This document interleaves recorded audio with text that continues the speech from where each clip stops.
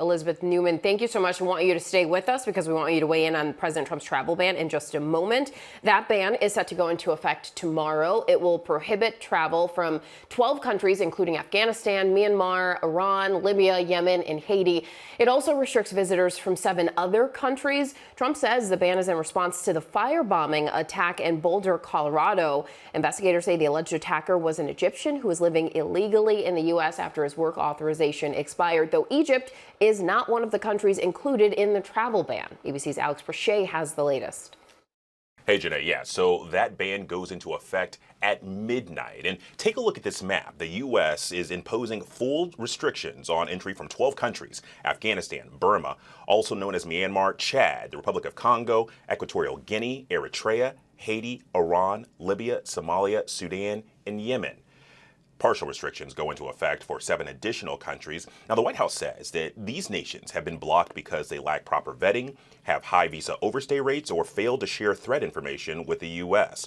Sources familiar with the decision say that President Trump had considered this ban for months, but made the decision to sign this EO after that fire attack in Boulder, Colorado, where an Egyptian national here illegally after his work authorization expired in March allegedly used Molotov cocktails to attack demonstrators at a Jewish event to support hostages in Gaza, injuring more than a dozen people in the process, according to that criminal complaint.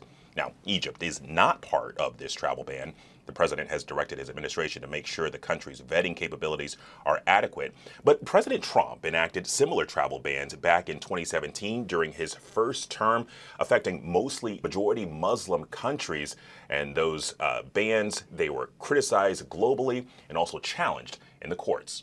Janae? All right, Alex, thank you for breaking that down. Let's bring back in former Department of Homeland Security official Elizabeth Newman. Elizabeth, why do you think the president is enacting this travel ban now? He named the firebomb attack in Boulder as a reason. The suspect is Egyptian. Egypt isn't one of the countries on the ban list, so why now?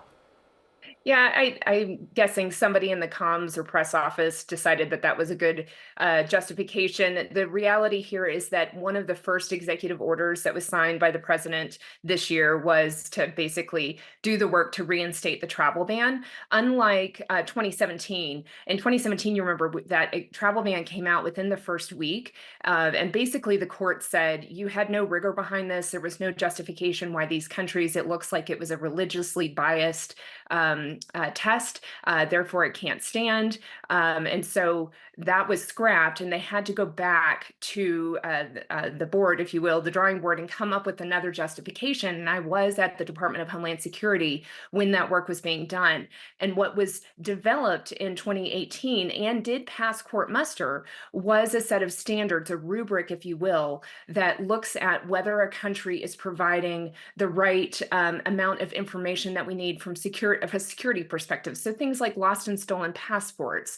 It's stuff that we need to know in order to do visa vetting.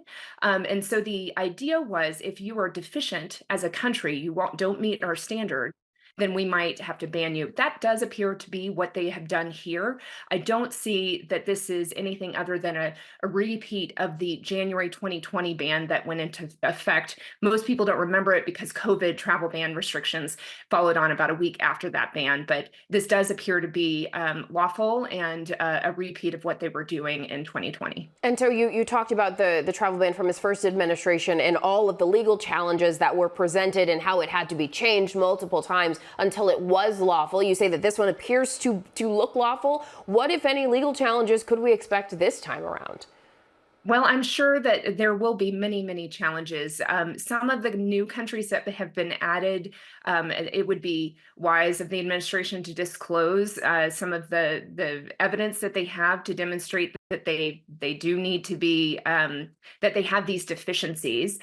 So the thing that I am not aware of here is in the previous administration, there were a lot of top-notch lawyers working on making sure that our standards were very rigorous to withhold up to the Supreme Court level of scrutiny. I don't know if they have the same level of legal talent and individuals who are aware of that rigor that was used in the first term. So there might be opportunities to exploit, for example, perhaps the rigor wasn't there, perhaps there was some arbitrariness in the decision about why this country was banned, but this country also equally deficient was not.